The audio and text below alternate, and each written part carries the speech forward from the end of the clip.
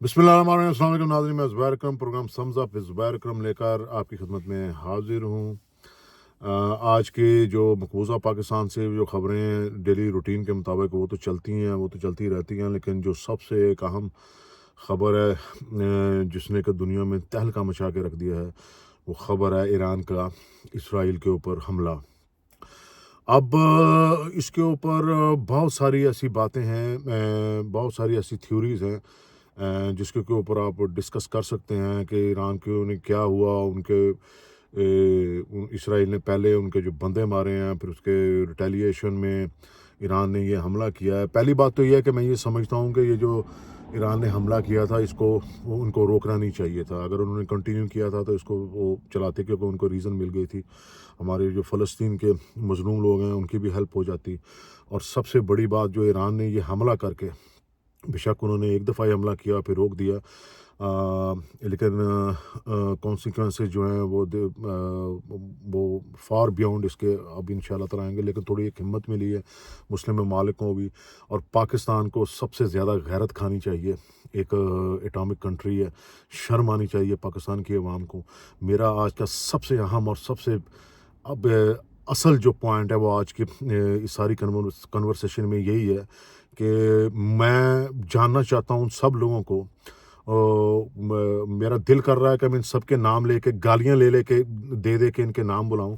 وہ مولانا فضلانڈو جو ہے، وہ جو ڈیزل ہے، اور وہ جو نون لیگ ہے جو اس ٹائم کرنٹ حکومت میں ہے، یہ سارے کھوتی کے بچے، یہ کدھر ہیں جو عمران خان کو کہتے تھے کہ یہودی ایجنٹ ہیں؟ اب یہ حرام زادے یہ کیوں نہیں اب نکل کے سامنے آ رہے؟ کیوں نہیں فلسطین کے حق میں بول رہے؟ کیوں نہیں یہ نکل کے اب جلسے نکالتے، جلوس نکالتے؟ یہ کیوں نہیں باہر آتے سڑکوں کے اوپر؟ چلیں عمران خان کے تو چلو انہوں نے کیا ہے نا کہ پی ٹی آئی کے بین کیا ہے، سامنے کہ جلسے نہیں کرتے تھے، وہ تو چلو ان کا وہ ہے۔ اب یہ کیوں اب مولوی کدھر گئے ہیں پاکستان کے سارے؟ میرے سارے جتنے بھی پاکستان کے مولوی ہیں نا، جتنی جماعتوں والے، تبلیغی جماعت لیں آپ، یا یہ مولوی یہ لیں، یا کوئی بھی جماعت آپ لیں، خاص طور پہ یہ جو داڑھیوں والے گروپ ہیں، یہ سارے 75 سال میں انہوں نے اسٹیبلشمنٹ کے ساتھ مل کے لوگوں کو صرف اسی بات پہ اوپر لگائی رکھا ہے کہ آپ صلی اللہ علیہ وسلم پیٹ بھوکے ہوتے تھے اور پتھر باندھتے تھے پیٹوں کے اوپر، آپ بھی صبر کرنا سیکھیں، آپ بھی صبر۔ اب یہ سارا آپ ظلم کر رہے ہیں اور لوگوں کو اسلام کے نام کے اوپر غلط غلط چیزیں بتا کے کر رہے ہیں یہ سارا۔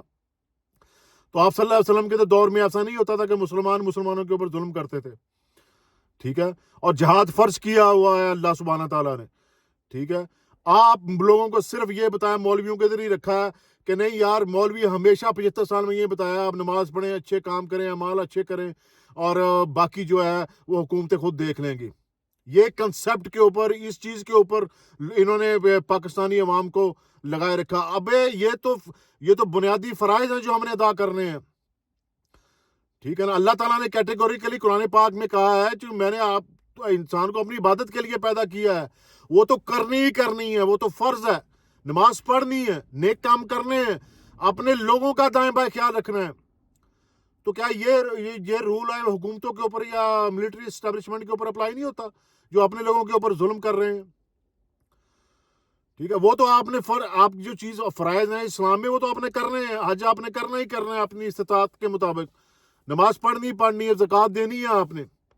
یہ زکوٰۃ دیں گے یہ تو لوگوں سے ان کی جیبیں خالی، ان کے نام کے اوپر 75 سال سے اسٹیبلشمنٹ اپنی حکومتوں کو ساتھ ملا کے لوگوں کے نام پر قرضہ لے کے کھائی جا رہے ہیں حرام کا کارو، پھر حج کرنے چلے جاتے ہیں۔ لوگوں کو کسی اور طرف ہی لگایا ہوا ہے انہوں نے۔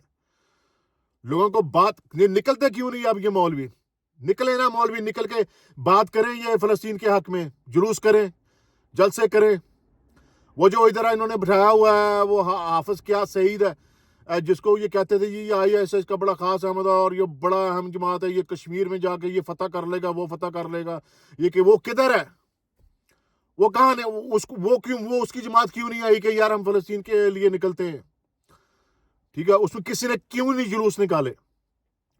کون بولا اس کے حق میں؟ وہ جس کو یہودی کہتے تھے، اسرائیل اور دوسری جو صہیونی طاقتیں ہیں اس کو جیل میں بیٹھے ہوئے اس کا ڈر ہے، ٹھیک ہے؟ اتنا مضبوط ایمان والا، اتنا وہ جو لوگوں کے لیے آواز اٹھانے والا مسلم امہ کے لیے, فلسطینیوں کے لیے ایک واحد لیڈر تھا جس کو آپ نے اٹھا کے اندر کر دیا. تو آپ ہمیں بیوقوف نہیں بنا سکتے. جو آپ نے کرنا تھا, جو آپ نے جتنا ظلم کرنا تھا 75 سال میں, اب آپ لوگوں کو تو نہیں آپ اور مزید بیوقوف بنا گے یار یہ کہ اب ہم جو کہتے ہیں وہی آپ کریں. لوگ تو اب ان چیزوں کو نہیں مانیں گے. ٹھیک ہے, آپ بات کرتے ہیں جی کہ یہ آپ نکلیں گے تو ہم آپ کو جو ہے نا وہ پکڑ دیں گے, اور عمران خان کے جو پی ٹی آئی کے سپورٹر ہیں وہ ساری چیزیں اپنی جگہ ہیں, وہ ساری چیزیں ہم مانتے ہیں, وہ سارا ظلم ہم سہ رہے ہیں. ٹھیک ہے, عوام سہ رہی ہے, عوام پے کر رہی ہے اس کا کہ اس نے آپ کو سپورٹ کیا ساری زندگی.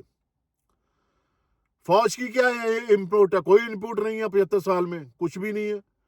کوئی انہوں نے جنگ نہیں جیتی, کوئی نہیں فتح کیا. اوپر سے 1971 میں وہ جو ذلیل ہوئے تھے وہ عوام نے اگنور کر کے, کیونکہ اس وقت سوشل میڈیا کا دور نہیں تھا, انہوں نے جو کہا لوگوں نے مان لیا, چل وہ چل گیا. دشمن تو یہ ہے اصل میں پاکستان کے. ٹھیک ہے, ابھی ایران نے جب اٹیک کیا تھا تو نکلتے نا, نکل کے ان کی سپورٹ کرتے. سر تیسری عالمی جنگ واقعی سر پہ کھڑی ہے, اور پاکستان کو یہ چوز کرنا پڑے گا کہ وہ کہاں کھڑا ہے.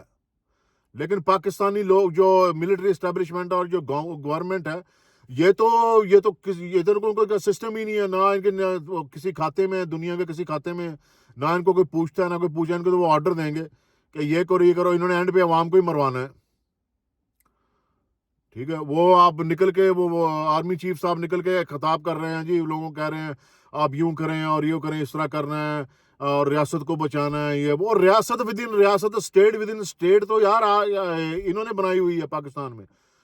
اس کی وہ آرمی چیف کی پوری جو اس نے گفتگو کی ہے میڈیا کے سامنے, ادھر کھڑا بات کر رہا, تو سن لیں, آپ کو پتہ چلے گا. عوام کی بات نہیں کر رہا, یہ اپنے فوجیوں کو کہہ رہا ہے کہ اصل میں آپ کو مفہوم بتا رہا ہوں. اس نے اصل میں یہ کہا ہے کہ فوجیوں کو کہ ہم ہی سب کچھ ہیں, یہ جو پبلک ہے اس کے خلاف آپ نے جہاد کرنا ہے, عوام کے خلاف. وہ تو پاکستانی پبلک کو اپنا سمجھتے ہی نہیں ہے, وہ تو یہ سمجھتے ہیں کہ یہ ملک ہمارا ہے اور عوام ہمارے یہ کرچے چڑھتے ہیں کام کرنے کے لیے اور ہمارے خرچے اٹھانے کے لیے, بس باقی سب ہیر پھیر ہے. ٹھیک ہے نا, بات کرتے ہیں یہ لوگوں کے حقوق کے لیے. بہرحال ایران نے ایک بڑا حوصلہ افزا اور اپنی مردانگی پراپر دکھائی ہے, اور غیرت دلانے کی کوشش کی ہے دوسرے اسلامی ممالک کو بھی کہ جب کھڑا ہونا ہو تو کیسے کھڑے ہوا جاتا ہے.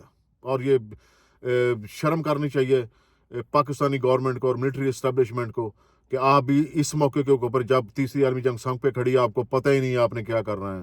میں بتا دیتا ہوں, آپ خود بھی مریں گے اور پاکستانی عوام کو بھی مرمائیں گے.